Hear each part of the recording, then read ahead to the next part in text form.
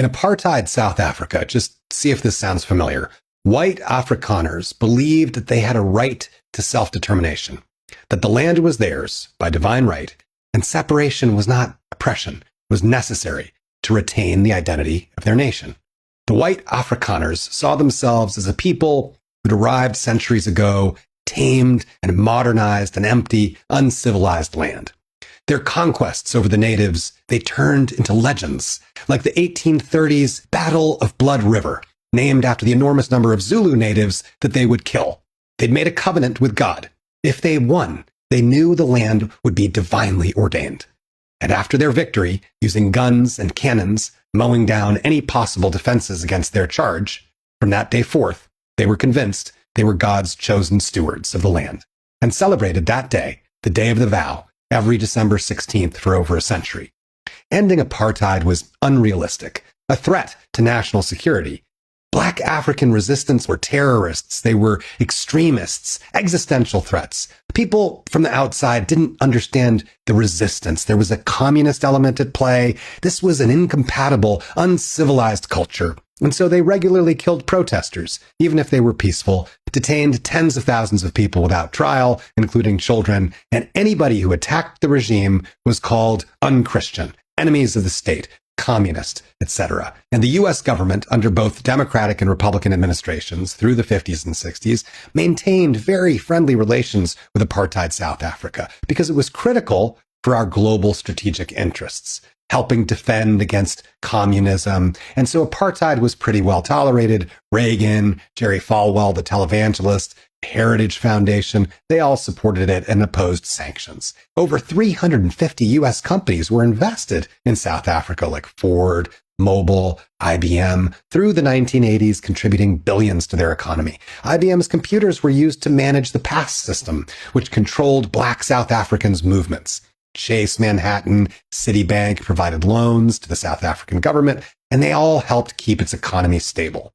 Eventually, white Afrikaners would strip millions of native Black South Africans from their citizenship, drive them into enclaves, and look, if they didn't like it, there were plenty of other African nations that they could live in.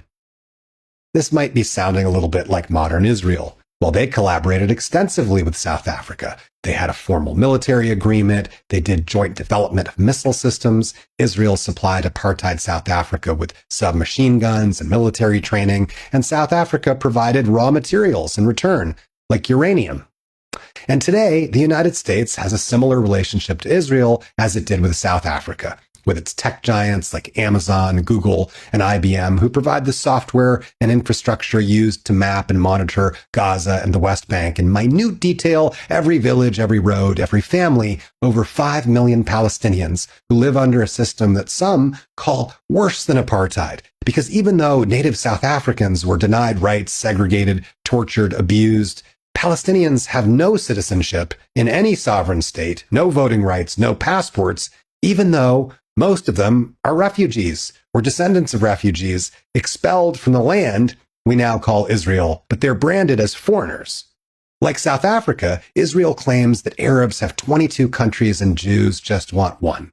But just like Africa, most so-called Arab countries are multi-ethnic, multi-religious, and were created by European colonial powers, not Arab nationalism.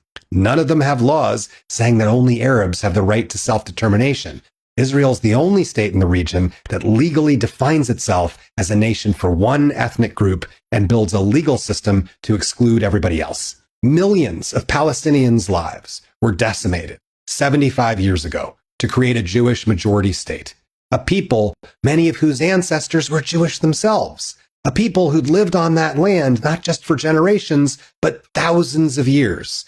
A people, like every other on Earth today, who if you trace back, you'll find you are related to, because all of our family trees intersect, making any attempt at stark divisions between us quickly descend into absurdity, as our similarities or differences vastly transcend any group naming conventions and the ever-changing borders of our imaginations.